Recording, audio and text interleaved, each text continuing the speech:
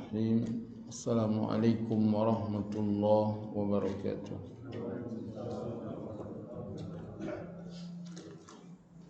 Dibuka surat Al-Insan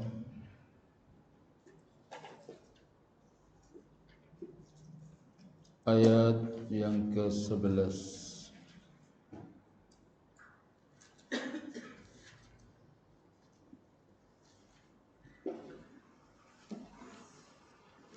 A'udzu billahi minasy syaithanir rajim.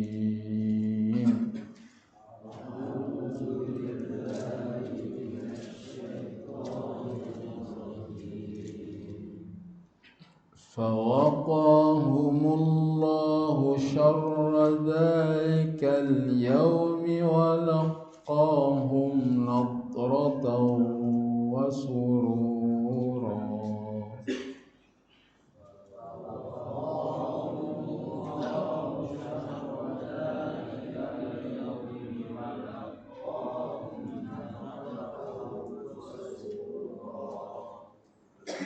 وجزاهم بما صبروا جنة وحريرا.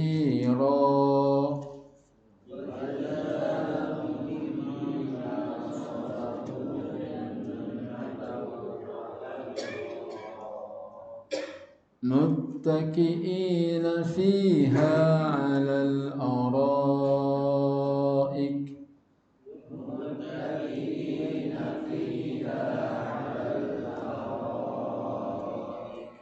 لا يرون فيها شمسا ولا زمهريرا.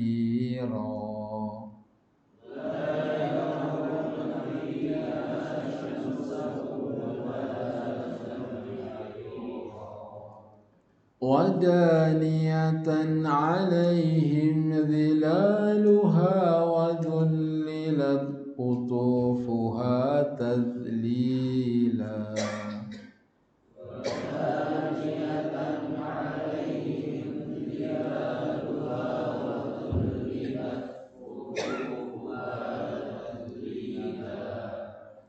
ويطاف عليهم بآنية من فضة وأكواب كانت قواريرا.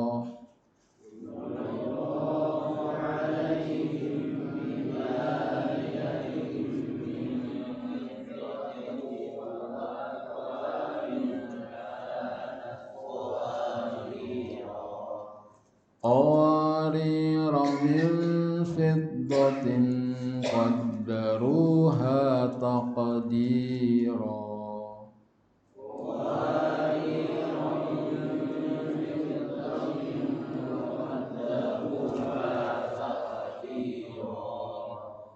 ويسقون فيها كأسا كان مزاجها زنجبيلا.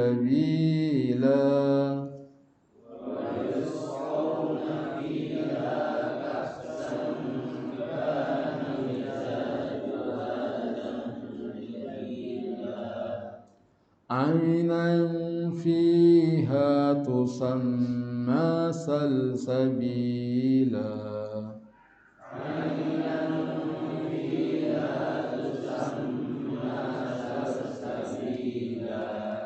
ويطوف عليهم ولدان مخلدون إذا رأيتهم حسبتهم لؤلؤا منثورا.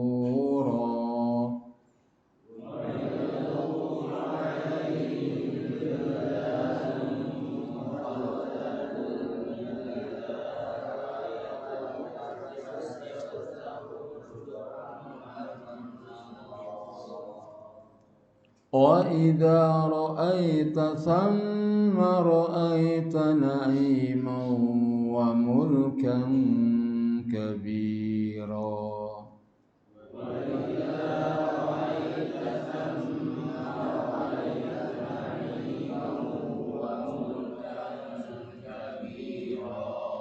عاليهم ثياب سندس خضر واستبرق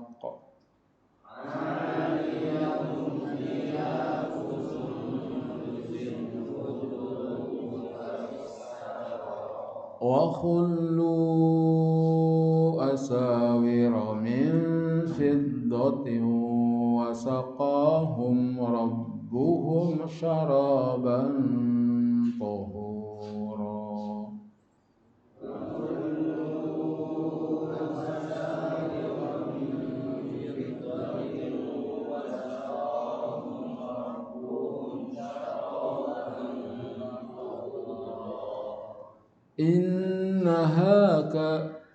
إن هذا كان لكم جزاء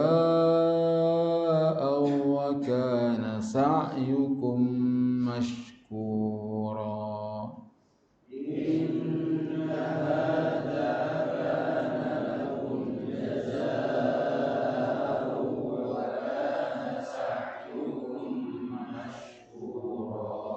إنا نحن نزلنا عليك القرآن تنزيلا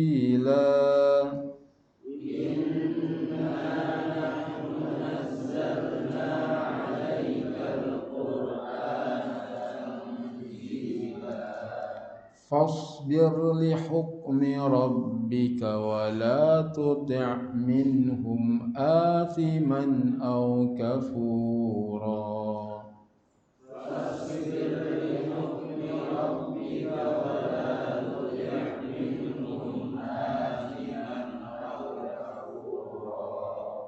واذكر اسم ربك بكرة وأصيلا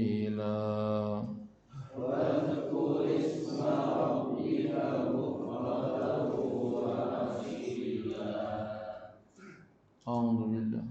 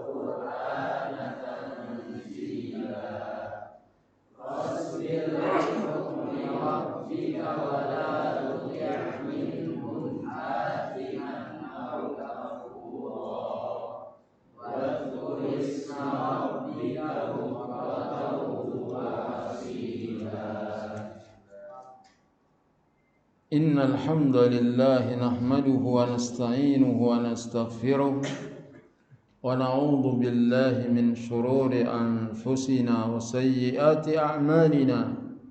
Man yahdihillahu fala mudilla lahu wa man yudlil fala hadiya lahu. Ashhadu an la ilaha illallah wahdahu la syarika lahu wa ashhadu anna Muhammadan abduhu wa rasuluh. Innamal mu'minuna ikhwatun fa aslihu baina akhawaykum wattaqullaha la'allakum turhamun. Amma ba'du. Sesungguhnya sebaik-baik perkataan adalah firman Allah Al-Quranul Karim. Sebaik-baik petunjuk adalah petunjuk Nabi Muhammad sallallahu alaihi wasallam.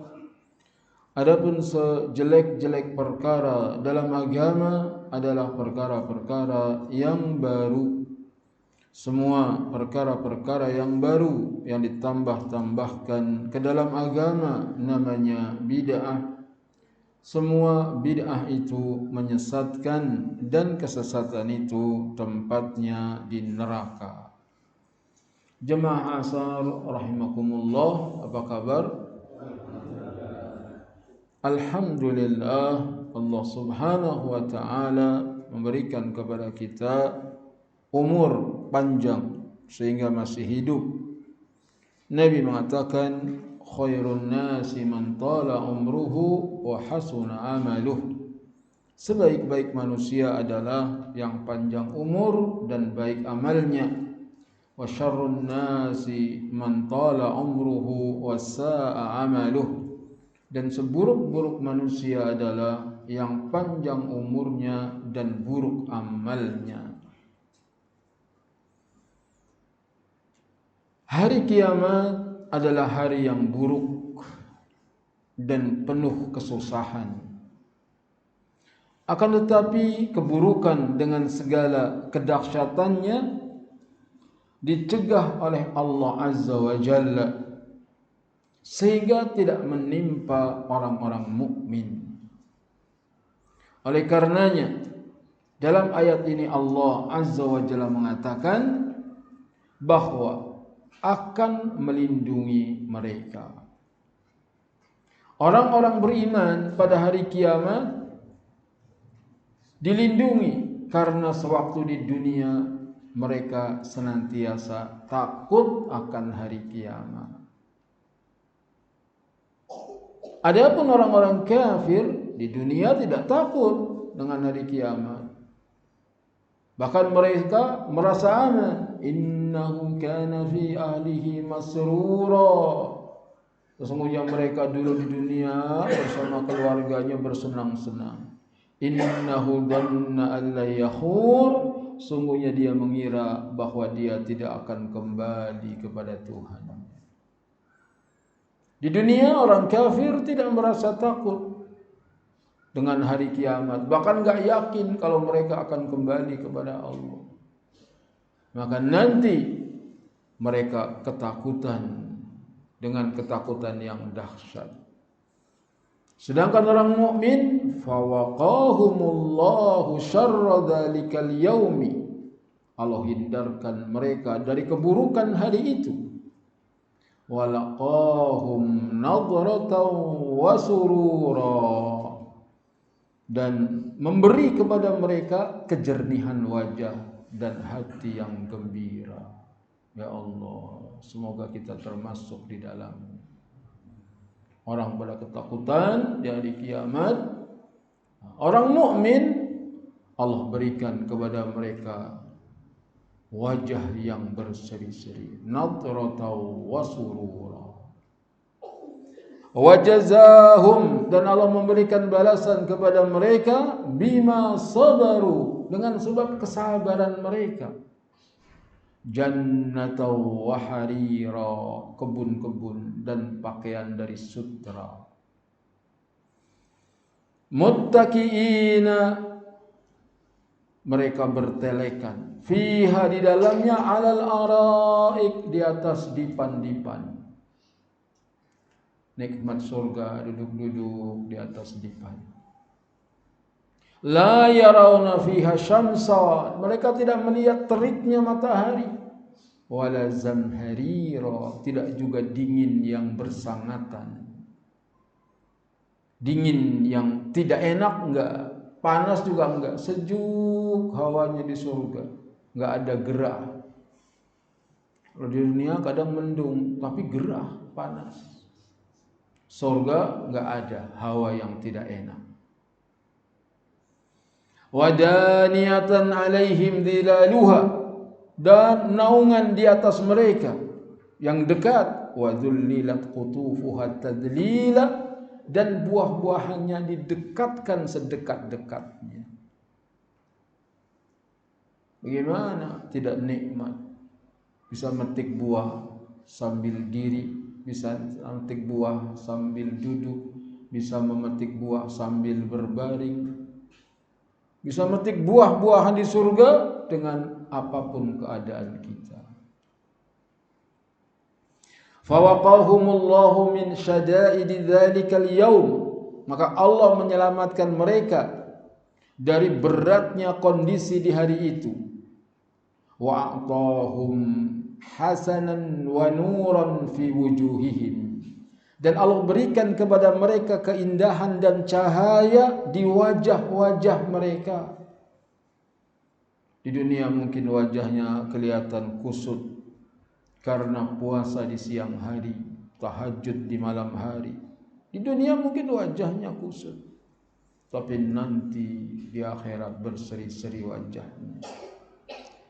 Wa bahjatan wa farahan fi qulubihim, juga kecemerlangan dan kegembiraan di hati-hati mereka. Wajahnya berseri-seri, hatinya bahagia. Wa asabahum bi sabrihim fid dunya 'ala ta'ati jannatan 'azimatan, maka Allah berikan ganjaran kepada mereka dengan kesabaran mereka di dunia di atas ketaatan, berupa surga yang besar. Ya'kuluna minha ma sya'u, mereka bisa makan buah-buahan di kebun itu yang mereka inginkan. Wa yalbasuna fiha al-hariran na'im, dan mereka diberikan pakaian dari sutra yang nikmat, sutra yang indah. Bajunya sutra. Di dunia laki-laki enggak boleh pakai sutra. Haram sutra bagi laki-laki. Emas juga haram bagi laki-laki muslim. Tapi halal buat wanita, halal emas buat wanita. Orang yang memakai sutra di dunia, dia tidak akan memakai sutra nanti di akhirat. Maka jangan pakai kain sutra ketika kita hidup di dunia, agar kita mendapatkan sutra nanti di surga. Muttaqiina fiha 'alal asirratil mazinati bi fakhiris siyabi was sutur, dan mereka duduk bertelekan di atas ranjang-ranjang yang dihiasi dengan kemewahan dan pakaian dan korden. Ada tirai yang sangat indah, ada dipan-dipan atau sofa-sofa yang dihiasi dengan kemegahan. La yarawna fiha harra syamsi wala shiddatil burdi, mereka tidak melihat di dalamnya matahari, jadi teriknya matahari, tidak pula dingin yang sangat. Wa qaribatum minhum asjarul jannah, dan di dekat mereka ada pohon-pohon surga, mudallilah alaihim, yang menaungi di atas mereka. Wa suhila lahum akhdhu thimariha tashila, dan Allah mudahkan buat mereka mengambil buah-buahannya dengan semudah-mudahnya. Mudahkan buat mereka untuk mengambil buah-buahannya semudah-mudahnya. Semoga Allah Ta'ala memberikan kepada kita surga dan dijauhkan dari neraka. Ayat selanjutnya, ayat yang ke-15. Wa yutafu alaihim bi aniyatin min fiddah. Dan dikelilingi kepada mereka bejana-bejana dari perak. Wa aqwabin kanat qawarir. Dan kum, yakni mangkok-mangkok atau gelas-gelas, piala-piala yang bening laksana kaca. Mungkin di zaman Nabi gelas kaca itu enggak ada. Dan nanti di surga gelas-gelas dari kaca yang terbuat dari perak. Qawarira min fiddah. Jadi piala-piala atau gelas-gelas dari perak. Bagaimana gelas dari perak? Qaddaruha taqdira, yang ukurannya telah diukur dengan sebaik-baiknya. Di antara maknanya, kalau minum dari gelas itu tidak lebih, tidak juga kurang. Pas. Kurang enggak. Lebih juga enggak. Sudah ditentukan dengan ukuran sebaik-baiknya. Wa yusqawna fiha ka'san kana mizajuha janjabila. Dan mereka diberi minum di dalamnya dengan gelas-gelas yang campurannya jahe. Kalau cuma wedang jahe mah di dunia juga ada. Ya enggak sama jahe di dunia dengan jahe di surga. Enggak sama. Ainan fiha tusamma salsabila, yaitu mata air yang dinamakan salsabil.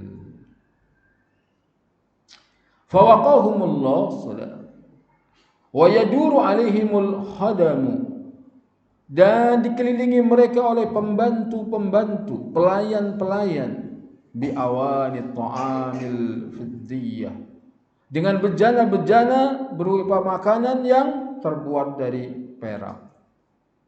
Wa aqwabus syarabi min zujaj, dan juga gelas-gelas minuman dari kaca.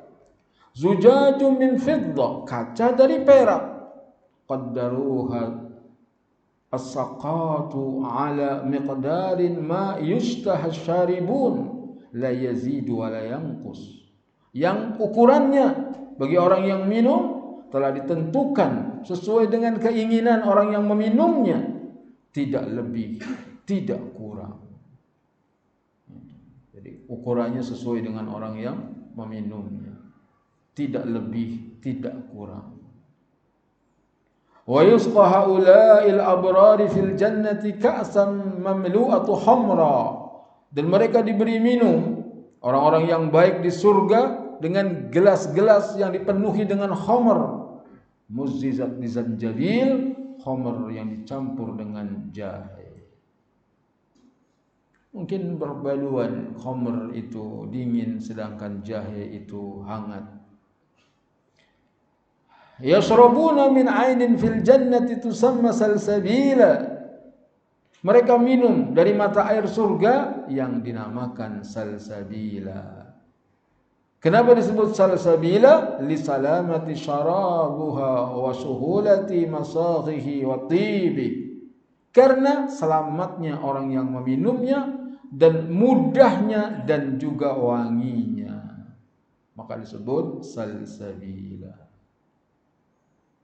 Allahumma inna nas'alukal jannah wa na'udzubika minan nar. Allahumma inna nas'alukal jannata wa na'udzubika minan nar. Allahumma inna nas'alukal jannata wa na'udzubika minan nar. Ayat yang ke-19. Allah Subhanahu wa taala berfirman, wa yatufu alaihim, dan mengelilingi mereka, wildanun mukhalladun, anak-anak muda yang kekal. Yani enggak tua-tua, umurnya muda aja. Idza ra'aitahum hasibtahum lu'lu'an mansura, apabila engkau melihat mereka, saking gantengnya, saking cantiknya. Engkau mengira mereka adalah mutiara yang bertebaran, seperti mutiara yang bertebaran. Yaduru ala haula'il abrar, dikelilingi orang-orang yang baik itu, lihidmatihim, untuk membantu mereka. Hilmanun daimuna ala halihim, anak-anak muda yang terus menerus dalam kondisi mereka, yakni tidak tua. Idza absartahum dhanantum, apabila kamu melihat mereka maka kamu akan mengira li husnihim wa safai alwanihim wa isyraqi wujuhihim, karena indahnya mereka, beningnya warna mereka, berseri-serinya wajah-wajah mereka, lu'lu'an mufarraqul mudi, seperti mutiara yang bertebaran yang bersinar. Di antara ungkapan ahli tafsir, kenapa kok anak-anak muda? Karena kalau pelayannya orang tua, bisa jadi mau nyuruh orang tua nggak enak. Orang tua disuruh-suruh nggak enak. Maka pelayannya anak muda, sehingga enak saja nyuruhnya. Sebab di surga nggak boleh ada perasaan nggak enak. Di surga nggak ada nggak enak. Semuanya dibikin enak. Bahkan ketika dimuliakan dengan kemuliaan yang luar biasa, orang jasanya dikit, kemudian diberi balasan yang besar, aduh nggak enak. Diingatkan, nggak boleh nggak enak. Ini semua jaza bima kanu ya'malun, balasan dengan apa yang dulu mereka amalkan. Ayat 20. Wa idza ra'aita thamma ra'aita na'iman wa mulkan kabira, dan apabila kamu melihatnya, niscaya kamu akan melihat berbagai macam kenikmatan dan kerajaan yang besar. Wa idza absarta ayya makanin fil jannah, apabila kau melihat tempat mana saja di surga, ra'aita fihi na'iman la yudrikuhul wasfi, engkau akan melihat kenikmatan yang tidak bisa digambarkan. Kalau kita melihat misalnya ada negara yang makmur gitu. Kalau negara Islam misalnya di Abu Dhabi, maka ada titik-titik yang menunjukkan kekumuhan negeri tersebut.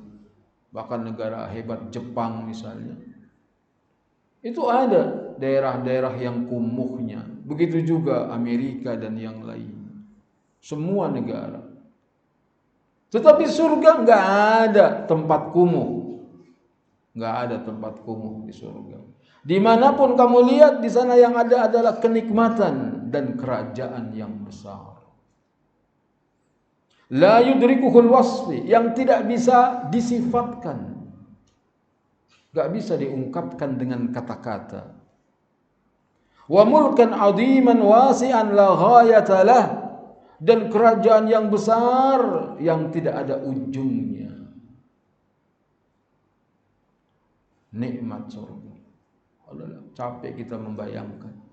Yang penting adalah bagaimana kita menyiapkan diri agar menjadi penghuninya dengan iman dan amal saleh, dan mengingat-ingat surga dan nikmat surga yang sedemikian besarnya, membuat kita lupa penderitaan dunia. Tidak apalah lelah sedikit di dunia, capek sedikit di dunia, yang penting nanti mendapatkan surga. Juga membuat kita tidak silau dengan kemewahan dan kemegahan dunia. Karena yang kita harapkan adalah kemewahan dan kemegahan surga. Maka Nabi sallallahu alaihi wasallam hidup dalam kesederhanaan. Adi bin Hatim At-Ta'i, seorang raja yang disegani oleh kaumnya, begitu melihat kekuasaan Muhammad sallallahu alaihi wasallam makin besar, dia pun melarikan diri kabur. Tetapi adik perempuannya tertawan oleh Nabi SAW. Lalu adiknya minta izin sama Nabi untuk menjemput abangnya, yakni Adi bin Hatim At-Tai. Cepat temui beliau, kata adiknya. Kalau dia seorang Nabi, engkau akan menjadi orang Islam yang pertama. Kalau dia seorang raja, dia tidak akan berbuat kepadamu hal-hal yang membuatmu celaka. Orangnya baik, Muhammad itu. Akhirnya datang Adi ke Madinah. Ke rumah Nabi enggak ada, Nabi ada di masjid. Begitu datang, itu mengucapkan salam orang jahiliyah. Nabi bertanya, siapa ini? Dijawab, Adi bin Hatim At-Tai. Langsung Nabi berdiri menyambutnya, menggandeng tangannya. Begitu akhlak Nabi kita Muhammad sallallahu alaihi wasallam. Padahal ini orang kafir. Datang, dia sambut berdiri, dia pegang tangan. Adapun berdiri yang dilarang adalah berdiri untuk menghormat, tetap di tempatnya. Man ahabba ayatamatsala an-nasu qiyaman falyatabawa maq'adahu minan nar. Barang siapa yang senang dihormati dengan berdiri, ambil tempat duduknya di neraka. Hadis sahih riwayat Imam Ahmad. Itu misalnya rombongan pengantin laki datang. Hadirin harap berdiri. Itu yang dilarang. Berdiri di tempatnya, menghormati mereka datang. Yang dianjurkan berdiri untuk berjabat tangan, berdiri untuk membukakan pintu, berdiri untuk menurunkan dari kendaraan sebagai tanda kesopanan. Begitu diajak ke rumah Nabi, di tengah perjalanan ada nenek-nenek dengan anak kecil mendatangi Nabi minta kebutuhan. Nabi pun memenuhinya. Yani Nabi ditanya jawab, ditanya jawab. Sementara Adi bin Hatim yang raja diam berdiri. Kata Adi, ini bukan raja dia. Ramah walaupun sama nenek-nenek. Begitu masuk ke rumah Nabi SAW, kata Adi bin Hatim, Nabi mengeluarkan tikar yang terbuat dari kulit yang sudah lusuh. Sederhana, tikar lusuh. Kemudian disuruh duduk Adi. Kata Adi, aku persilahkan beliau yang duduk. Beliau tidak mau. Akhirnya aku takut melanggar perintahnya. Aku duduk. Dan Nabi duduk di atas tanah. Begitu kesederhanaan Nabi kita Muhammad sallallahu alaihi wasallam. Sementara kita memanas-manasi istri kita. Bagaimana enggak jenuh istri kita? Yang dilihat kasur, korden, jendela. Kasur, korden, jendela. Enggak ada sofa, enggak ada apa-apa. Yang seperti itu dihina. La haula wala quwwata illa billah. Nabi kita Muhammad sallallahu alaihi wasallam kalau mau berdoa gunung Uhud jadi emas, jadi emas. Tapi Nabi menginginkan hidup sehari lapar, sehari kenyang. Agar tatkala dia lapar dia bisa bersabar, agar tatkala kenyang beliau bisa bersyukur. Dan kita memandang akhirat, nikmat surga yang kita pandang, bukan kenikmatan di dunia. Adapun kalau Allah memberikannya tanpa berbuat dosa, maka boleh menikmati dunia yang halal. Ayat 21. Aliyahum thiyabu sundusin khudru wa istabrak. Mereka mengenakan pakaian dari sundus sutra. Khudrun berwarna hijau, wa istabrak dan sutra tebal. Wa hullu asawira min fiddah, dan mereka diberi perhiasan dengan perhiasan dari perak. Wa saqahum rabbuhum syaraban tahura, dan Allah memberikan minum kepada mereka dengan minuman yang suci. Ya'luhum wa yujammilu abdanahum thiyabun batainuha minal haririr raqiqil akhdar.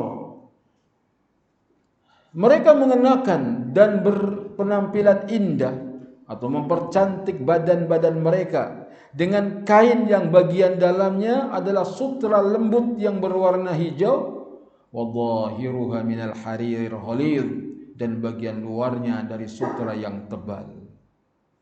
Wa yuzayyinu minal hulli bi asawira minal fiddah, dan mereka diberi perhiasan dengan perhiasan gelang-gelang dari perak.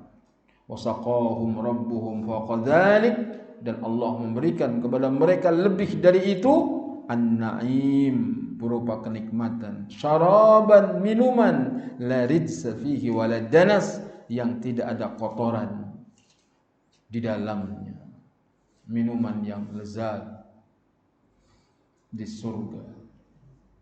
Bagaimana tidak ada sungai madu, ada sungai susu. 22, inna hadza, sesungguhnya ini, kana lakum, adalah bagimu, jazaan, sebagai balasan, wa kana sa'yukum mashkura, dan usahamu disyukuri. Sesungguhnya ini adalah balasan untukmu dan usahamu adalah disyukuri, yakni diberi balasan. Wa yuqalu lahum, yang dikatakan kepada penghuni surga, inna hadza u'idda lakum, sesungguhnya ini disiapkan untukmu, muqabila a'malikum shalihah, sebagai balasan dari amal salehmu. Wa kana amalukum fid dunya indallahi mardiyan maqbula, dan adalah amal-amalmu di dunia di sisi Allah diridhoi dan diterima. Allahumma inna nas'aluka ilman nafi'a wa rizqan thayyiba wa amalan mutaqabbala. Ya Allah, kami mohon kepadamu ilmu yang bermanfaat, rizki yang baik, dan amal yang diterima. Minta agar amal-amal kita diterima. Semoga ngaji kita dicatat sebagai kebaikan. 23, inna nahnu nazzalna 'alaikal qur'ana tanzila, sesungguhnya kami telah menurunkan kepadamu Al-Qur'an ini dengan berangsur-angsur. Tanzila, Al-Qur'an diturunkan kurang lebih 23 tahun, 22 tahun lebih. Di Mekah 13 tahun, di Madinah berapa? 10 tahun. Inna nahnu nazzalna 'alaika ayyuhar rasul al-Qur'ana tanzilan min indina, sesungguhnya kami telah menurunkan kepadamu wahai Rasul Al-Qur'an berangsur-angsur dari sisi kami, litudzakirun nasa bima fihi minal wa'di wal wa'id, agar kamu memperingatkan manusia dengan apa yang ada di dalam Al-Qur'an berupa janji dan ancaman. Apa sih fungsi Al-Quran? Untuk memperingatkan kita dengan janji-janji. Lihat tadi, janji-janji surga, bidadari surga, dipan-dipan surga, buah-buahan surga, berbagai macam janji kenikmatan surga. Wal wa'id, dan ancaman-ancaman. Cerita tentang neraka luar biasa mengerikannya. Itulah fungsinya Al-Quran, memberikan janji dan ancaman. Wasawabu wal iqab, apa yang ada di dalamnya berupa ganjaran dan balasan. Orang-orang yang sering mendengarkan Al-Quran dibacakan dengan direnungi, maka besar kemungkinan bertambah imannya dan semangat beramal saleh. Apa yang memotivasi kita untuk mau duduk seperti ini 1 jam, 1,5 jam? Apa yang memotivasi? Tidak lain karena janji dari Allah dan Rasulnya. Man salaka tariqan yaltamisu fihi ilman sahhalallahu lahu bihi tariqan ilal jannah. Barang siapa yang menempuh jalan guna menuntut ilmu, maka Allah akan mudahkan baginya jalan menuju surga. Sebagaimana Al-Quran memberikan janji dan ancaman, begitu juga hadis-hadis Nabi sallallahu alaihi wasallam. Isinya adalah memberikan janji-janji dan ancaman-ancaman. 24. Fasbir li hukmi rabbika. Maka sabarlah dalam menunaikan perintah atau hukum-hukum Rabbmu. Wala tuti' minhum athiman. Jangan kamu taati mereka orang yang banyak dosa. Au kafura, dan orang-orang yang kafir. Kafuro yakni yang sangat ingkar. Orang-orang yang berdosa dan orang yang kafir di antara mereka. Wadhkur isma rabbik, dan sebutlah nama Rabbmu bukratan wa asila, di pagi hari dan di sore hari. Fasbir li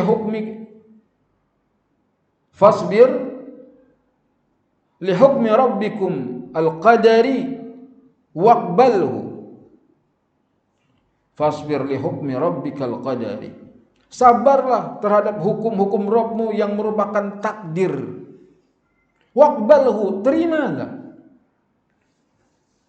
Allah yang takdirkan kita misalnya lahir di Indonesia, terima, memang Allah takdirkan di sini. Allah takdirkan lahir di keluarga orang miskin misalnya, terima, Allah yang takdirkan. Sabar menghadapi takdir qadari. Wa li hukmihi dini famdi alaih, dan sabar terhadap hukum-hukum agama, jalankan. Sabar terhadap takdir yang menimpa kita yang merupakan takdir kauni. Diciptakan berkulit hitam, berkulit putih, berkulit sawo matang, diciptakan berambut lurus, berambut keriting. Takdir yang Allah berikan itu terima. Begitu juga hukum-hukum agama, jalankan. Wala tuti' minal musyrikin, jangan kamu taati orang-orang musyrik. Man kana munghamisan fi syahawat, jadi dari orang-orang yang mereka tenggelam dengan syahwat. Au mubalighun fil kufri wad dhalal, atau orang-orang yang keterlaluan dalam kekafiran dan kesesatan. Wadawim ala dzikrillahi rabbika wa du'aihi fi awwalin nahar wa akhirih, dan dawamkanlah, terus meneruslah kamu mengingat Rabbmu dengan berdoa kepadanya di awal siang dan di akhir siang. Awal siang ba'da subuh, zikir pagi petang. Minimal kita baca ayat kursi, Al-Ikhlas 3 kali, Al-Falaq 3 kali, An-Nas 3 kali. Baca itu, benteng buat kehidupan kita. Baca juga a'udzu bikalimatillahi tammati min syarri ma khalaq. A'udzu bikalimatillahi tammati min syarri ma khalaq. A'udzu bikalimatillahi tammati min syarri ma khalaq. Itu juga pelindung. Atau baca bismillahilladzi la yadurru ma'asmihi syai'un fil ardi wala fis sama' wa huwas samiul alim. Bismillahilladzi la yadurru ma'asmihi syai'un fil ardi wala fis sama' wa huwas samiul alim. Bismillahilladzi la yadurru ma'asmihi syai'un fil ardi wala fis sama' wa huwas samiul alim. Jangan ketinggalan baca Sayyidul Istighfar. Allahumma anta rabbi la ilaha illa anta khalaqtani wa ana abduka wa ana ala ahdika wa wa'dika mastata'tu a'udzu bika min syarri ma sana'tu abu'u laka bi ni'matika alayya wa abu'u bi dhanbi faghfirli fa innahu la yaghfiru dzunuba illa anta. Siapa yang membacanya di pagi hari dengan keyakinan, lalu dia meninggal di siang itu, dia masuk surga. Barang siapa yang membacanya di sore hari dengan penuh keyakinan dan memahami maknanya, dan dia meninggal di malam itu, dia masuk surga. Maka baca itu tiap hari, pagi sore. Matilah surga. Atau baca zikir yang pahalanya luar biasa, mengalahkan zikir dari sebelum subuh sampai duha. Subhanallah wa bihamdih adada khalqih wa ridha nafsih wa zinata arsyih wa midada kalimatih. Subhanallah wa bihamdih adada khalqih wa ridha nafsih wa zinata arsyih wa midada kalimatih. Subhanallah wa bihamdih adada khalqih wa ridha nafsih wa zinata arsyih wa midada kalimatih. Kalau bisa baca semuanya, maka itu yang lebih utama. Semoga Allah Subhanahu wa taala memberikan kemampuan kita untuk mengamalkannya. Sallallahu ala nabiyyina Muhammadin wa ala alihi wa sahbihi ajma'in.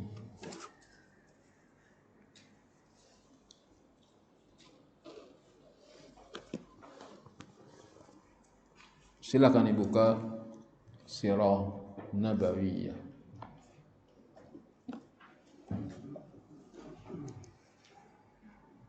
Alhamdulillah wassalatu wassalamu ala Rasulillah. Asyhadu an la ilaha illallah wahdahu la syarika lah wa asyhadu anna Muhammadan abduhu wa rasuluhu amma ba'du.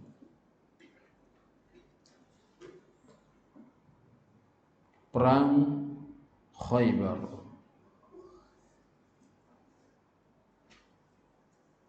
Penaklukan benteng An-Nizar.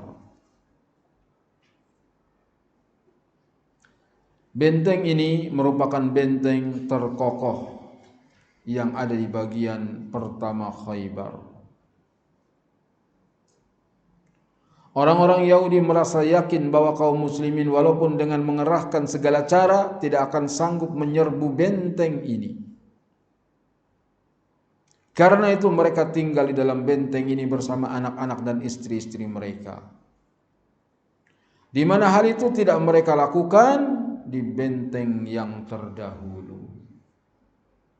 Kalau benteng itu sudah dibangun sedemikian hebat, gak mungkin umat Islam bisa menyergapnya. Maka disitulah anak istri mereka ditempatkan.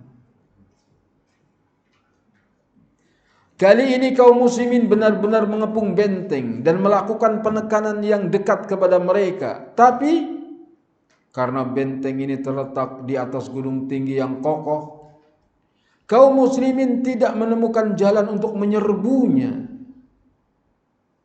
Benteng An-Nizar. Adapun orang-orang Yahudi, mereka tidak berani keluar benteng untuk bertempur melawan kekuatan kaum muslimin. Tapi mereka melakukan perlawanan yang sengit dengan bidikan anak panah dan lemparan batu. Ketika benteng An-Nizar sulit ditaklukkan oleh kekuatan kaum muslimin, Nabi sallallahu alaihi wasallam memerintahkan memasang alat-alat pelontar, manjanik. Beberapa peluru ditembakkan kaum muslimin yang menyebabkan tembok-tembok benteng berlubang. Jadi misalnya dinding tembok ditarik batu besar kemudian dilempar dengan manjanik kayak ketapel tapi besar.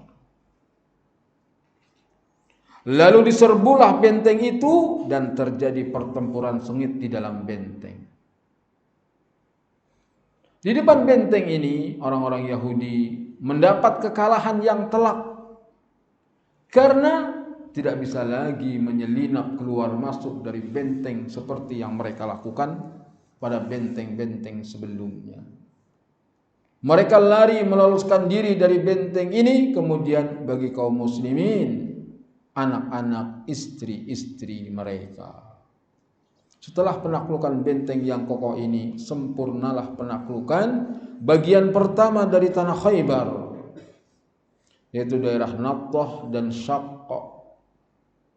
Di daerah ini masih ada benteng-benteng kecil yang lain, tapi dengan dinaklukkannya benteng ini, mereka membiarkan benteng-benteng itu dan kabur menyelamatkan diri ke bagian kedua dari tanah Khaybar. bagian terdekat dengan kota Madinah sudah ditaklukkan. Selanjutnya penaklukan bagian kedua dari tanah Khaybar. Setelah menaklukkan daerah Nattah dan Syaqq, Rasulullah SAW mengalihkan perhatiannya kepada sekawanan pasukan yang ada di benteng Qamus, yakni benteng Bani Al-Huqaiq dari Bani Nadir, benteng Watih dan benteng Salalim. Datang kepada sekawanan pasukan ini sisa-sisa pasukan yang menderita kekalahan di benteng Nattah dan Syaqq. Lalu mereka membentengi diri dengan sekuat-kuatnya. Para ahli sejarah berbeda pendapat, apakah pada ketiga benteng ini terjadi pertempuran atau tidak. Riwayat Ibnu Ishaq secara jelas mengatakan terjadi pertempuran dalam penaklukan benteng Qamus ini. Bahkan bisa disimpulkan dari riwayat itu bahwa keberhasilan penaklukan benteng ini hanya dengan pertempuran dan sama sekali tidak terjadi perundingan untuk menyerah. Kadang-kadang ada pertempuran, gencatan senjata, berunding, nyerah. Dalam benteng ini perang saja, nggak ada riwayat perdamaian atau perjanjian. Lain halnya menurut Al-Waqidi, dia mengatakan dengan sangat jelas bahwa ketiga benteng ini dikuasai setelah adanya perundingan. Tapi mungkin juga perlindungan untuk menyerahkan benteng Qamus ini terlaksana setelah terjadinya pertempuran. Adapun dua benteng yang lainnya diserahkan kepada kaum muslimin tanpa peperangan. Apapun kejadiannya, ketika datang ke daerah ini, Rasulullah sallallahu alaihi wasallam mengepung penghuninya selama 14 hari. Orang-orang Yahudi sama sekali tidak keluar sampai Rasulullah sallallahu alaihi wasallam ingin menggunakan meriam untuk menggempur mereka. Meriam zaman dulu tadi menjadi. Namun ketika mereka yakin akan binasa, mereka pun minta damai kepada Rasulullah sallallahu alaihi wasallam. Alhamdulillah, kita hidup di zaman aman. Tidak ada perang, tidak ada perang. Karena Rasulullah juga tidak senang berperang. Adapun terjadi peperangan karena tuntutan harus berperang. Kalau mereka mau masuk Islam tanpa perang, Islam mencintai perdamaian. Tapi kalau mereka tidak mau tunduk, tidak mau takluk kecuali dengan peperangan, maka terjadilah peperangan. Selanjutnya perundingan. Ibnu Abul Huqaiq mengutus utusan kepada Rasulullah SAW. Turunlah, aku ingin bicara denganmu. Jawab Nabi, baiklah. Lalu beliau pun turun dan berdamai untuk tidak mengalirkan darah para pasukan yang ada dalam benteng mereka. Membiarkan mereka keluar dari Khaybar bersama anak keturunan mereka, dan mereka bersedia menyerahkan kepada Rasulullah SAW apa saja yang mereka miliki, harta, tanah, emas, perak, dan hewan ternak, juga barang perhiasan, kecuali baju yang melekat di badan. Rasulullah SAW pun bersabda, lepaslah jaminan Allah dan jaminan Rasulnya dari diri kalian jika kalian menyembunyikan sesuatu dariku. Jadi kalau jujur, lepas jaminan Allah dan Rasulnya. Jadi kalian pasti diserang kalau kalian menyembunyikan sesuatu, kalau enggak jujur. Orang Yahudi harus diancam seperti itu. Yahudi harus diancam karena liciknya mereka. Sikap Yahudi itu terkenal licik. Bagaimana enggak licik? Allah saja mau dikelabuhi. Allah saja mau dikelabuhi. Jangan mancing hari Sabtu. Dia pasang pancing hari Jumat, ditarik pancing hari Ahad. Dilarang kamu jangan nangkap ikan hari Sabtu. Jangan, saya nggak mancing hari Sabtu. Masang jalanya, masang perangkap ikannya hari Jumat. Kemudian ditarik hari Ahad. Jadi hakikatnya dia mancing hari apa? Hari Sabtu. Tapi mereka bilang enggak, saya enggak keluar. Itulah liciknya orang Yahudi. Bagaimana tidak licik? Allah katakan wa yaqtuluna an-nabiyyina bighairi haqq. Mereka membunuh nabi-nabi tanpa hak. Maka kalau sekarang lihat anak-anak Palestina disiksa, dibunuh, dibantai, udah biasa Yahudi, jangankan orang biasa, nabi saja, wa yaqtuluna an-nabiyyin, bukan satu nabi, nabiyyin. Mereka membunuh para nabi bighairi haqq, tanpa hak. Maka yang bisa mengalahkan Yahudi adalah pasukan Muhammad sallallahu alaihi wasallam. Yang bisa mengalahkan Yahudi pasukan Umar bin Al-Khattab radhiyallahu anhu. Maka mereka pun berdamai dengan kesepakatan itu. Setelah perundingan ini, sempurnalah penyerahan semua benteng kepada kaum muslimin, yang dengan itu pula selesailah penaklukan Khaybar. Selanjutnya hukum mati dua anak Abu Al-Huqaiq karena melanggar perjanjian. Itu dia. Masih ada aja yang berani melanggar. Walaupun perjanjian telah disepakati, namun dua orang anak Abu Al-Huqaiq menyembunyikan harta yang banyak sekali dalam sebuah bungkusan berupa sejumlah uang dan perhiasan milik Huyai bin Akhtab yang ia bawa ke Khaybar ketika terjadi pengusiran Bani Nadir. Jadi nyimpen duit banyak. Tadi sudah berjanji semua diserahkan, yang penting kami hidup, nggak ada yang dibawa kecuali pakaian yang nempel di badan. Ternyata dia masih bungkus juga. Ibnu Ishaq berkata, Kinanah Ar-Rabi dihadapkan kepada Rasulullah SAW dan padanya terdapat harta simpanan Bani Nadir. Lalu Rasulullah SAW menanyakan hal itu kepadanya, namun dia tidak mengaku mengetahui tempatnya. Lalu datanglah seorang laki-laki Yahudi dan berkata, sungguh aku melihat Kinanah memenuhi kantong setiap pagi. Maka Rasulullah SAW berkata kepada Kinanah, bersediakah kau dihukum mati jika kami menemukan harta itu padamu? Baik, itu. Aku bersedia, jawab Kinanah. Kemudian Rasulullah SAW memerintahkan mencari kantong itu. Lalu digalilah sebuah lubang di tanah, dan dari dalamnya ditemukan sebagian harta simpanan. Kemudian Rasulullah SAW menanyakan kepadanya harta yang lain, ia pun enggan memberikannya. Maka beliau menyerahkan kepada Az-Zubair. Seraya berkata, siksalah ia sampai engkau dapat mengambil semua apa yang ia sembunyikan.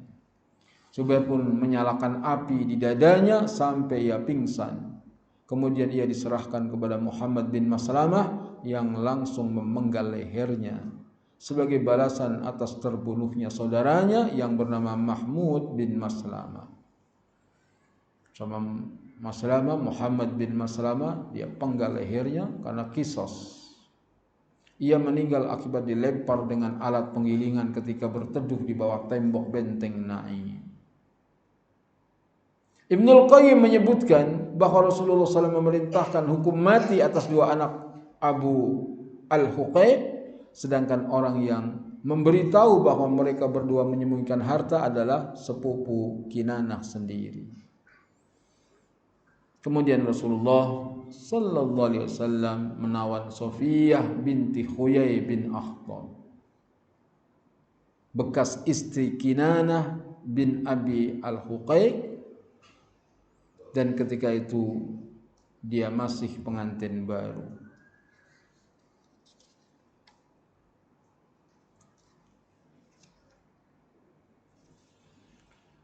Nanti ada kisahnya. Selanjutnya pembagian harta rampasan. Rasulullah SAW ingin mengusir orang-orang Yahudi dari Khaybar. Lalu mereka berkata, "Wahai Muhammad, biarkan kami berada di tanah ini untuk mengurus dan mengolahnya. Sebab kami lebih mengetahui tanah ini daripada kalian." Ketika itu Rasulullah SAW dan para sahabat-sahabatnya tidak mempunyai pembantu yang dapat mengurusi tanah tersebut dan juga tidak mempunyai waktu luang untuk mengolahnya sendiri. Khaybar sudah dikuasai oleh kaum muslimin. Tapi Rasulullah, kaum muhajirin biasa penggembala kambing, gak bisa ngurus tanah. Maka diberikanlah tanah Khaybar untuk dikelola oleh mereka dengan syarat kaum muslimin mendapat separuh atau setengah bagian dari setiap tanaman dan buah-buahan yang telah ditetapkan oleh Rasulullah sallallahu alaihi wasallam. Ini menunjukkan boleh kerjasama dengan Yahudi. Tanamin silakan, tapi panen bagi dua. Dan beliau menunjuk Abdullah bin Rawahah sebagai petugas yang mengambil hasil tanaman mereka. Selanjutnya Rasulullah SAW membagi tanah Khaybar menjadi 36 bagian. Setiap bagian dikalikan 10, dikalikan 100. Maka jumlahnya adalah 3.600 bagian. Rasulullah SAW dan kaum muslimin mendapatkan setengahnya, yaitu 1.800 bagian. Bagian Rasulullah SAW adalah sama besarnya dengan bagian orang-orang muslim. Setengah yang lain, yaitu 1.800 bagian, dialokasikan untuk menanggulangi segala macam musibah yang menimpa Rasulullah SAW dan kaum muslimin. Sebab bagiannya harta menjadi 1.800 bagian adalah karena harta itu merupakan pemberian langsung dari Allah kepada ahli Hudaybiyah. Ini kaum muslimin yang ikut serta dalam peristiwa Hudaybiyah, baik yang hadir maupun yang tidak hadir. Mereka semua berjumlah 1.400 dan kuda mereka 200 ekor. Setiap kuda mendapatkan 2 bagian. Maka harta itu dibagi menjadi 1.800 bagian. Sehingga setiap pasukan berkuda mendapat 3 bagian dan pasukan pejalan kaki mendapatkan 1 bagian saja. Jadi kalau kita berangkat jihad naik kuda, ghanimahnya 3 kali lipat daripada yang jihad tanpa kuda. Mengenai banyaknya jumlah harta rampasan Khaybar ini, Imam Bukhari meriwayatkan perkataan Ibnu Umar, "Kami belum pernah merasa kenyang sebelum Allah menaklukkan Khaybar untuk kami." Tadinya sering makan kurang, gak pernah kenyang. Sampai Khaybar ditaklukkan, baru para sahabat bisa makan dengan kenyang. Sementara kita la ilaha illallah, tiap hari makan sampai alhamdulillah. Lihat perjuangan Nabi, perjuangan para sahabat. Apa sih perjuangan kita? Gak ada apa-apanya. Dan juga yang beliau riwayatkan dari Aisyah radhiyallahu anha, ketika Khaybar ditaklukkan, kami berucap, baru sekaranglah kita kenyang dengan kurma. Kenyang dengan kurma. Karena banyaknya melimpah kurma. Sesampainya Rasulullah SAW di Madinah, kaum muhajirin mengembalikan kepada kaum Ansar semua kebun kurma yang dahulu diberikan kepada mereka oleh kaum Ansar.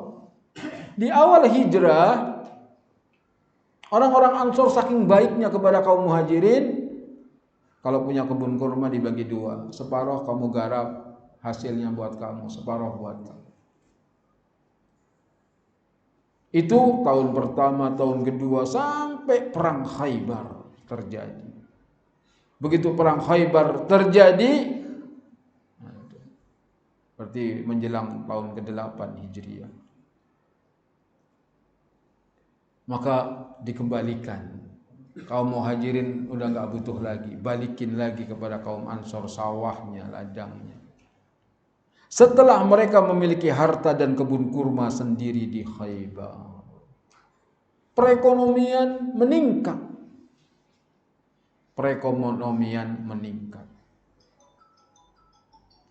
Selesai perang Khaybar, ada peristiwa kedatangan Ja'far bin Abi Thalib dan marga Asy'ari, kaum Asy'ariyin. Kaum Asy'ariyin, kaum yang dikenal dengan baiknya akhlak mereka. Pada peperangan ini datang kepada Rasulullah sallallahu alaihi wasallam sepupunya, yaitu Ja'far bin Abi Thalib,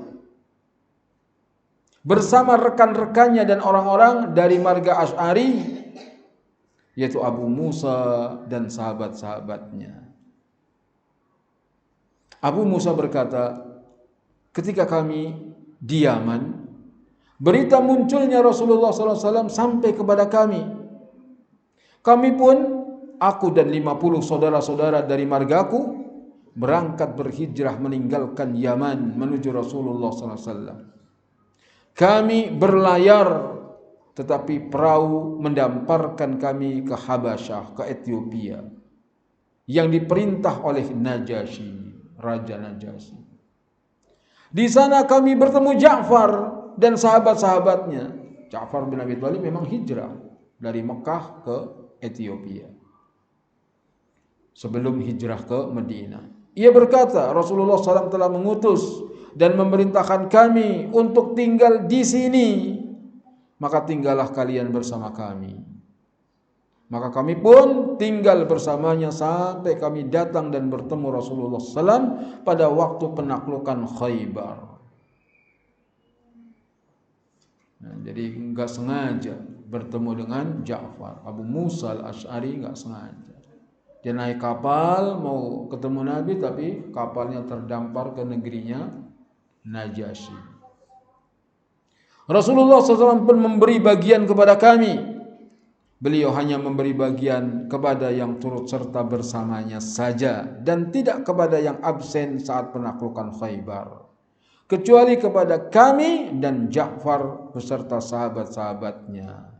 Beliau memberikan bagian kepada semuanya. Kebijakan dari Nabi sallallahu alaihi wasallam. Ketika Ja'far datang, Nabi SAW menyambutnya dan mengecup keningnya sambil berkata, demi Allah, aku tidak tahu dengan yang mana aku gembira, dengan penaklukan Khaybar atau dengan ketemu Ja'far.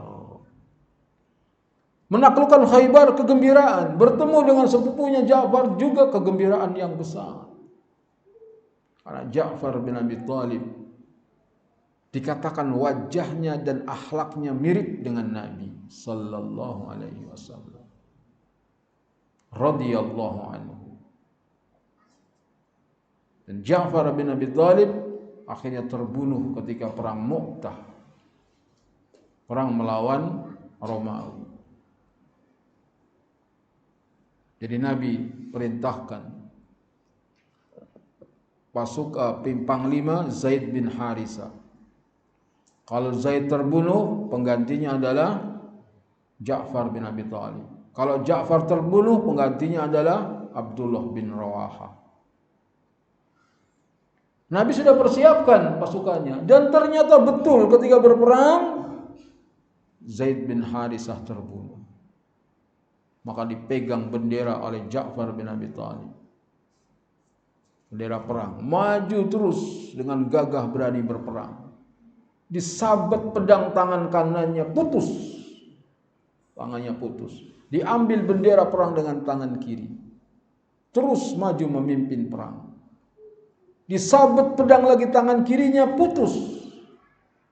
Maka dihimpit bendera perang dengan kedua pangkal lengannya. Terus maju. Kemudian ditombak dadanya, dia jatuh tertelungkup memeluk bendera.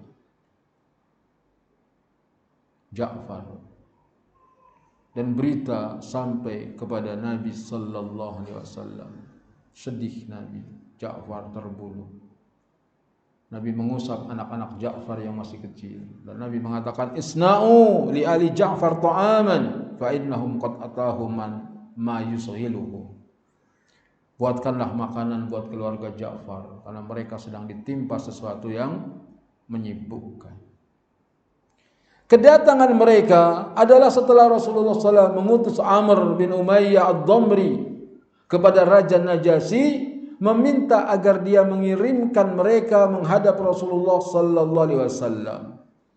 Jadi Ja'far itu datang ke Madinah, Nabi suruh. Itu sahabat Amr bin Umayyah ad-Damri agar temui Raja Najasyi agar mereka suruh dikirim ke Madinah. Raja Najasyi pun mengirimkan mereka dengan menumpang 2 perahu. Mereka berjumlah 16 orang bersama istri-istri dan anak-anak mereka.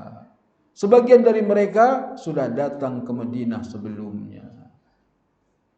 Jadi 2 perahu berangkat dari Ethiopia ke Madinah. Lalu setelah perang Khaybar, tadi kan ada tawanan perang namanya siapa? Sofia. Maka terjadilah pernikahan dengan Sofia. Telah kami sebutkan bahwa Sofia dijadikan tawanan ketika suaminya itu Kinanah bin Abil Huqaiq dihukum mati karena pengkhianatannya. Jadi tadi menyembunyikan emas.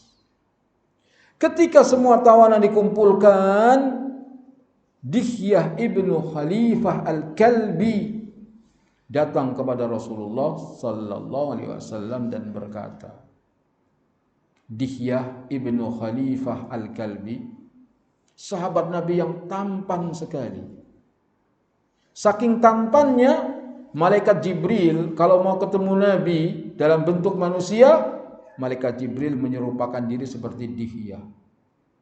Sehingga dikira orang dia lagi ngobrol sama Dihyah, padahal itu malaikat Jibril. Dihyah datang, "Wahai Nabiullah, berikan seorang tawanan perempuan kepadaku untuk aku jadikan istri." Nabi bersabda, "Ambillah satu." Jadi cari tawanan perang. Wah, itu enaknya di zaman perang ya. Cari istri tinggal milih mana tawanannya. Dia pun mengambil Sofiyah binti Huyai. Ditentunlah Sofiyah. Lalu seorang datang kepada Nabi SAW berkata, "Wahai Nabiullah, apakah engkau berikan Sofiyah binti Huyai kepada putri tokoh Bani Quraidah dan Bani Nadir kepada Dihyah? Sungguh dia tidak pantas kecuali untukmu. Karena Sofiyah cantik sekali. Gak cocok dengan Dihyah. Cocoknya untukmu ya Rasulullah." Mungkin sahabat yang lain ngiri.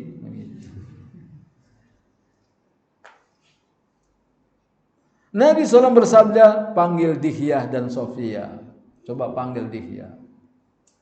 Lalu datanglah ia bersama Sofiyah.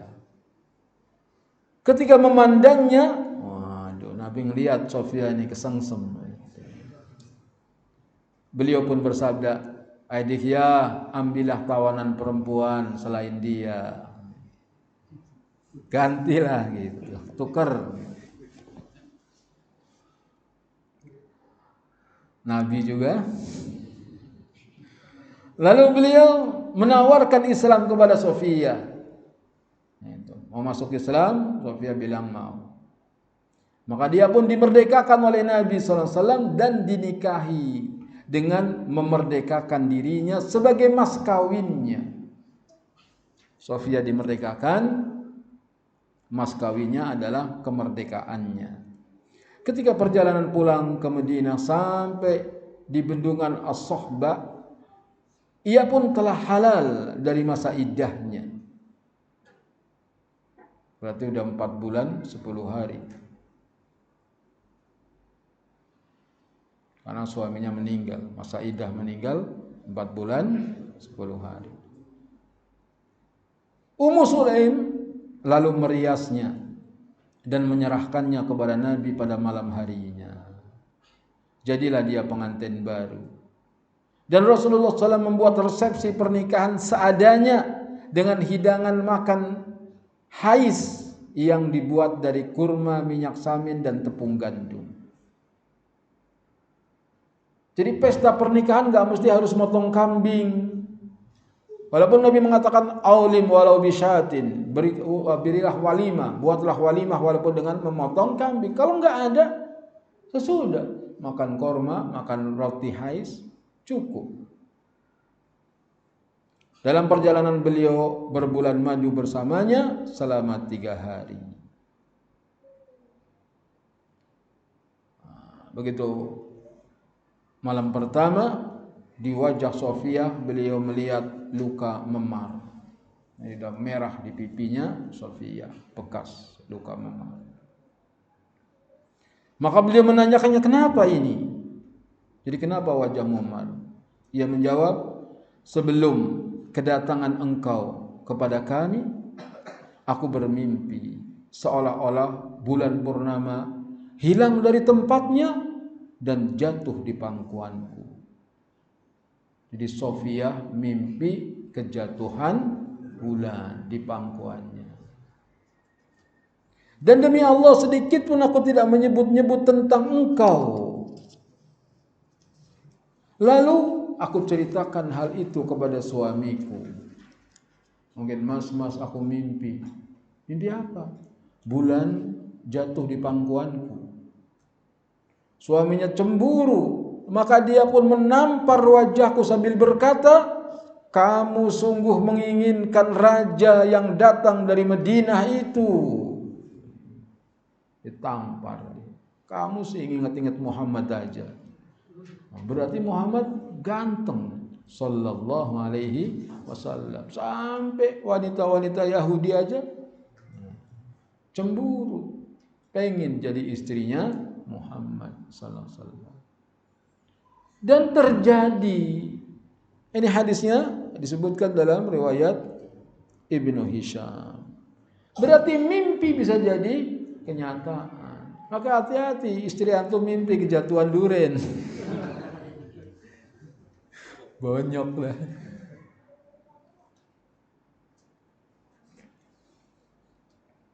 Ternyata betul dibunuh itu suaminya Sofia. Kenapa? Karena berkhianat.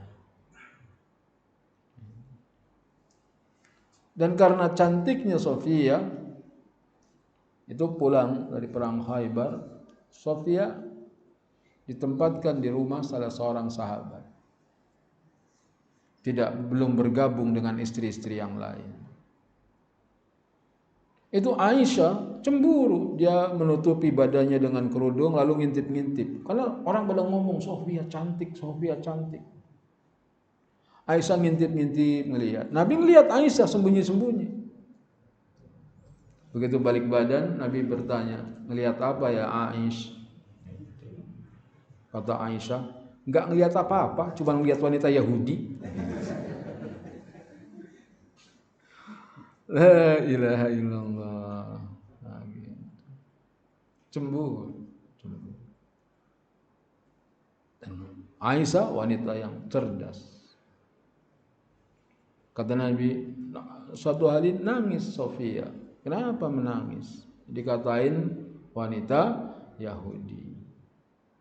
Kemudian kata Nabi sallallahu alaihi wasallam, apa yang membuatmu sedih? Gitu.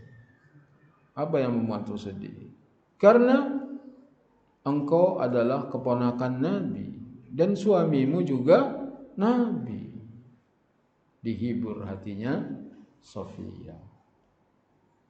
Dan Sofia punya grup sendiri dari istri-istri Nabi. Aisyah juga punya grup sendiri. Jadi sesama istri saling punya grup begitu. Maka waspadalah. Ya. Sallallahu ala nabiyina Muhammadin wa ala alihi wa sahbihi ajma'in.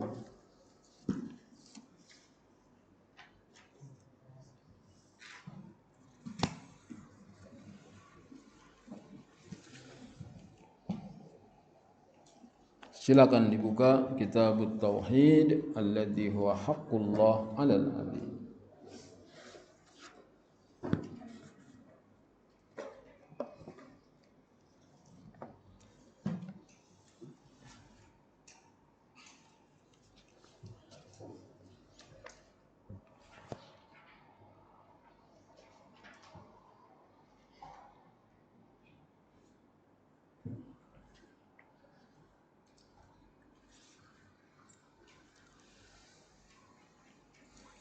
Alhamdulillah wassalatu wassalamu ala Rasulillah.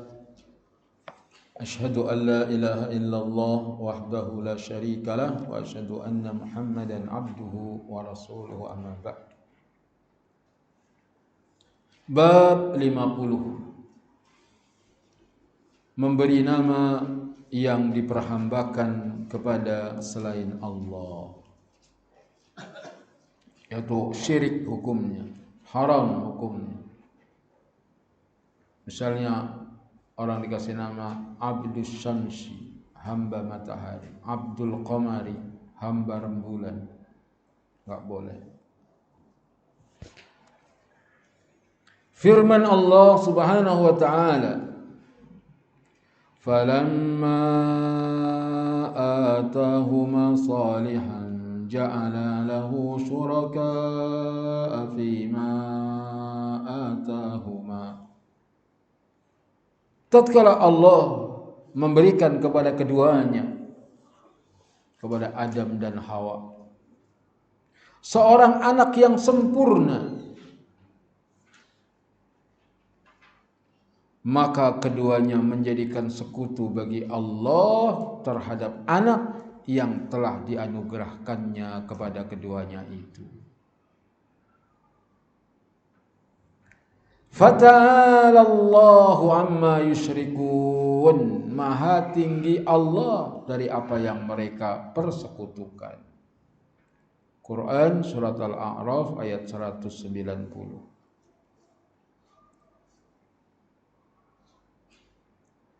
Ibnu Hazm mengatakan, para ulama telah sepakat mengharamkan setiap nama yang diperhambakan kepada selain Allah, seperti Abdu Umar, hambanya Umar, Abdul Ka'bah, hambanya Ka'bah, dan yang semisalnya, kecuali Abdul Muttalib. Kenapa Abdul Muttalib boleh? Maksudnya ulama belum sepakat mengharamkan nama Abdul Muttalib karena asal nama ini berhubungan dengan perbudakan. Kakeknya Nabi namanya siapa? Abdul Muttalib. Jadi dia dibonceng onta, bonceng onta. Yang naik onta Muttalib. Karena dia dibonceng, dikiranya budaknya. Budaknya si Muttalib. Maka dikenal dengan Abdul Muttalib. Ini masalah perbudakan. Ibnu Abi Hatim meriwayatkan bahwa Ibnu Abbas dalam menafsirkan ayat tersebut mengatakan, setelah Adam alaihi salam mengauli istrinya yaitu Hawa, lalu dia pun hamil. Lalu iblis datang kepada mereka berdua dan berkata, sungguh aku adalah kawanmu berdua yang telah mengeluarkanmu dari surga. Demi Allah, hendaklah kamu mentaatiku. Iblis ngancam-ngancam Nabi Adam. Kalau tidak, niscaya akan aku jadikan anakmu itu bertanduk seperti rusa. Ya Allah. Ditakut-takuti Hawa, bayinya keluar tanduknya seperti tanduk rusa. Sobek perutnya. Sehingga akan keluar dari perut istrimu dengan merobeknya. Iblis itu kalau nakut-nakutin, wah, serem. Maka jangan takut. Jangan takut dengan ancaman-ancaman iblis. Nanti kalau kamu begini, nanti kalau kamu begini, nanti begini. A'udzubillahi minasyaitonir rajim. Namailah anakmu itu Abdul Harith. Al-Harith adalah nama iblis. Dan maksud iblis menakut-nakuti mereka berdua supaya memberi nama tersebut kepada anaknya adalah untuk mendapatkan suatu macam bentuk perbuatan syirik. Syirkut ta'ah. Syirik taat kepada iblis. Dan inilah salah satu cara iblis memperdaya musuhnya. Kalau dia belum mampu untuk menjerumuskan seorang ke dalam tindakan maksiat yang besar resikonya, akan dimulai untuk menjerumuskan terlebih dahulu dari tindak kemaksiat yang lebih ringan atau lebih kecil. Di setan itu cara menggoda seorang, misalnya dia berzina langsung, enggak. Nah itu, ketemu dulu, tukar kontak dulu, janjian, pacaran, terus sampai akhirnya terjatuh dalam perzinahan. Sedikit demi sedikit, itu gangguan iblis. Tetapi keduanya menolak untuk mematuhinya. Adam dan Hawa enggak mau dengar. Tatkala bayi mereka lahirlah dia dalam keadaan mati. Enggak taat sama iblis, mati anaknya. Kemudian Hawa hamil lagi. Maka datanglah iblis kepada mereka berdua dengan mengatakan seperti yang pernah ia katakan. Tetapi mereka berdua tetap menolak untuk mematuhinya, dan bayi mereka pun lahir lagi dalam keadaan mati. Selanjutnya Hawa mengandung lagi. Maka datanglah iblis kepada mereka berdua dan mengingatkan mereka apa yang pernah ia katakan kepada Hawa dan Adam dan Hawa. Berarti iblis itu pantang menyerah kalau menggoda, diulang lagi. A'udzubillahi minasyaitonir rajim.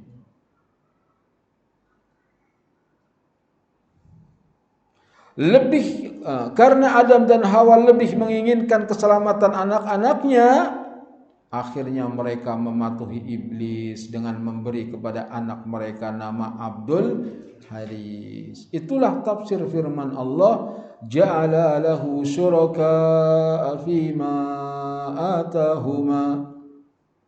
Mereka berdua menjadikan sekutu bagi Allah dalam hal anak yang Dia karuniakan kepada mereka. Akan tetapi banyak ulama yang tidak setuju dengan riwayat ini, karena mustahil, masa Nabi berbuat syirik, masa Nabi taat kepada iblis. Situ ada muskil.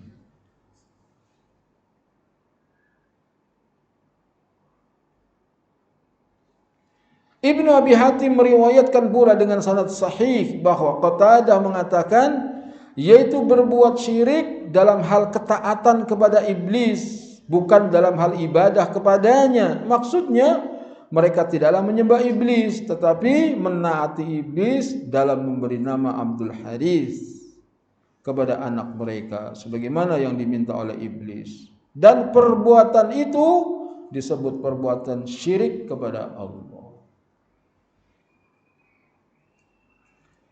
Jadi enggak boleh kita memberikan nama yang diperhambakan kepada selain Allah.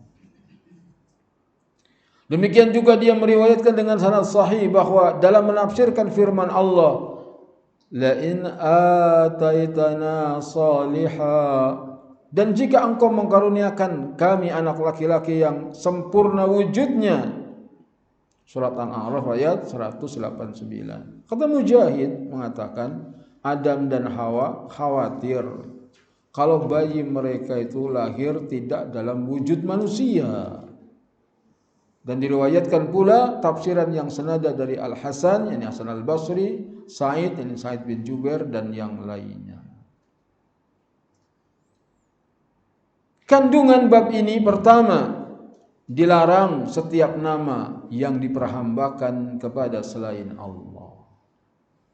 Maka sebaik-baik nama itu Abdullah atau Abdurrahman, Abdul Hakim, Abdul Aziz, Abdul Jabbar, itu sebaik-baik nama.